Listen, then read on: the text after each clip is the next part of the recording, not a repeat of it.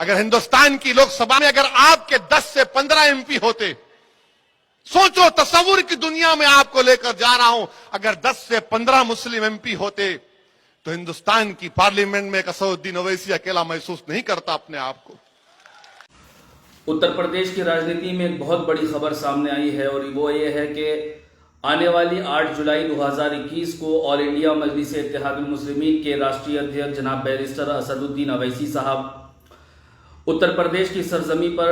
जिला बहराइच में तशरीफ ला रहे हैं। 8 जुलाई 2021 को दोपहर 2 बजे बहराइच में एक पार्टी कार्यालय का उद्घाटन करेंगे और पार्टी के पदाधिकारियों से मुलाकात करेंगे और इनका ये दौरा 2022 विधानसभा को चुनाव को लेकर है। 2022 के होने वाले विधानसभा चुनाव को लेकर ये दौरा हुआ है। उत्तर प्रदेश की राजनीति में यकीनन खलबली मची हुई है और उत्तर प्रदेश में मजलिस इत्तेहादुल मुस्लिमीन ने जब से चुनाव लड़ने का ऐलान किया है, तमाम सियासी खेमों में खलबली मची हुई है और ख़ासतौर से समाजवादी पार्टी के खेमे में ज़्यादा खलबली मच गई है।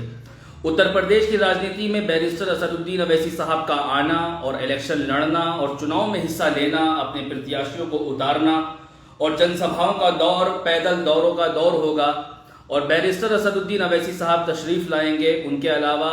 मजलिस इत्तेहादुल मुस्लिमीन में और भी बहुत सारे स्टार प्रचारक हैं। 2017 के बिलमुकाबिल 2022 में मजलिस इत्तेहादुल मुस्लिमीन का वोटिंग परसेंटेज बढ़ा है और 2022 में बढ़ेगा। हाल ही में अभी 6 महीने तकरीबन बाकी हैं चुनाव में। चुनाव के दौर आते आते मजलिस इत्तेहादुल मुस्लिमीन का वोट बैंक बढ़ने पर है और यकीनन समाजवादी पार्टी को ज़्यादा नुकसान होगा, बसपा को भी नुकसान होगा। और नुकसान क्यों ना हो, क्योंकि ये लोग मुसलमानों के वोटों से सत्ता की कुर्सी पर बैठने का ख्वाब देखते हैं, मुसलमानों के वोटों से सत्ता की कुर्सी हासिल करने का ख्वाब देखते हैं। अब वक्त आया है, बैरिस्टर असदुद्दीन ओवैसी साहब मजबूती के साथ इलेक्शन लड़ने की पूरी तैयारी कर चुके हैं। हमारे भागीदारी संकल्प मोर्चा के सरबराह जनाब ओम प्रकाश राजभर जी, जो इस मोर्चे के सरपरस्त हैं और जो मोर्चा उत्तर प्रदेश के अंदर तैयार किया गया है, वो भाजपा जैसी पार्टियों को शिकस्त देने के लिए, भाजपा को हराने के लिए, भाजपा को सत्ता की कुर्सी से रोकने के लिए तैयार किया गया है।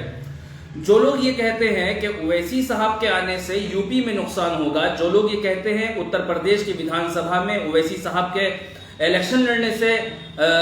नुकसान होगा, मेरा उन लोगों से सवाल ये है कि ये लोग पहले कहते थे कि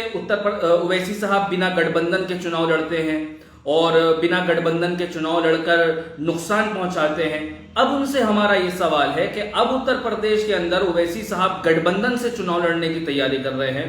एक मोर्चा तैयार कर रहे हैं जिसमें बहुत सारे सियासी दल शामिल है। अब की बार ओवैसी साहब बिना गठबंधन के चुनाव नहीं लड़ रहे हैं, बल्कि एक महामोर्चा तैयार किया है और उसमें बैरिस्टर असदुद्दीन ओवैसी साहब अपनी जमात को मजबूत करने की पूरी कोशिश करेंगे। अब मेरा सवाल यह है कि अब तो गठबंधन से चुनाव लड़ रहे हैं, अब क्यों दिक्कत हो रही है? समाजवादी पार्टी के लोगों से मेरा यह सवाल है कि अब तो गठबंधन से चुनाव लड़ रहे हैं यूपी के अंदर, अब तो कोई दिक्कत होने का सवाल ही नहीं है। अगर आपको ऐसा लगता है कि ओवैसी साहब के आने से, भागीदारी संकल्प मोर्चा तैयार होने से समाजवादी पार्टी को नुकसान होगा, तो यकीनन हमारे यहां पर दरवाजे तमाम दलों के लिए खुले हुए हैं और हम चाहते हैं कि उत्तर प्रदेश में भाजपा को रोकने के लिए एक विकल्प तैयार किया जाए, एक महाज तैयार किया जाए। और जनाब शौकत अली साहब ने ऐलान किया है कि हमारे यहाँ पर सभी दलों के लिए रास्ते खुले हुए हैं, वेलकम, स्वागत, आइए हमारे साथ। यकीनन हम भाजपा को हराना चाहते हैं, लेकिन अगर आप ये कहें कि ओवैसी साहब इलेक्शन ना लड़े, ओवैसी साहब चुनाव में हिस्सा ले लें, ये तो हरगिज होने वाला नहीं है। 2017 के बिलमुकाबिल 2022 में आप देखिएगा, हमारे बहुत सारे स्टार प्रचारक जैसे कि हमारे माननीय सांसद जी जनाब असदुद्दीन ओवैसी साहब, दूसरे हमारे सांसद जनाब इम्तियाज जलील साहब, हमारे स्टार प्रचारक वारिस पठान साहब, बिहार के अख्तरुल ईमान साहब और उनके अपने 4 विधायक और पांचवें खुद अख्तरुल ईमान साहब विधायक हैं, और फिर गुजरात की टीम, दिल्ली की टीम, हैदराबाद की टीम और बहुत सारी टीमें उत्तर प्रदेश चुनाव में उतरने वाली हैं। घर घर जाकर मजलिस इत्तेहादुल मुस्लिमीन का पैगाम दिया जाएगा,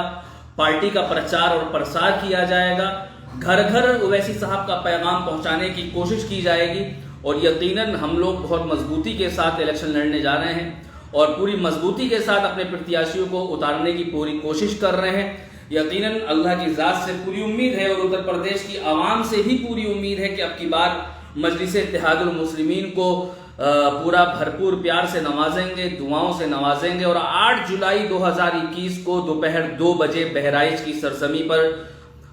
आली जनाब बैरिस्टर असदुद्दीन अवैसी साहब की आमद का ऐलान हुआ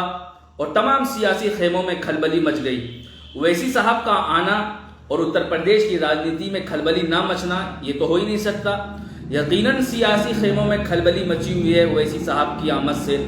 और आज हैदराबाद में ऑल इंडिया मजलिस इत्तेहादुल मुस्लिमीन के यूपी के सदर जनाब शौकत अली साहब और उनके साथ जनाब आरिफ इकबाल साहब संगठन मंत्री, ये तमाम लोग हैदराबाद पहुंचे हुए हैं और उत्तर प्रदेश की राजनीति पर चर्चा चल रही है, उत्तर प्रदेश की राजनीति पर बात चल रही है और उत्तर प्रदेश के अंदर इंशाअल्लाह ताला मजलिस इत्तेहादुल मुस्लिमीन एक नया इतिहास लिखेगी और इंशाअल्लाह भरपूर प्यार हमें मिलेगा। दूसरी अहम चीज, मुझे शिकवा गिला आपसे है, उन लोगों से नहीं है मुझे, क्योंकि आपको तय करना है आज। अगर आज आप ये सो जाएंगे कि नहीं नहीं वो है ना, आप क्या करेंगे, मुतबादिल नहीं है हमारे पास, ठीक है हराओ मोदी को। मैं नहीं कह रहा हूं कि मत हराओ मोदी को,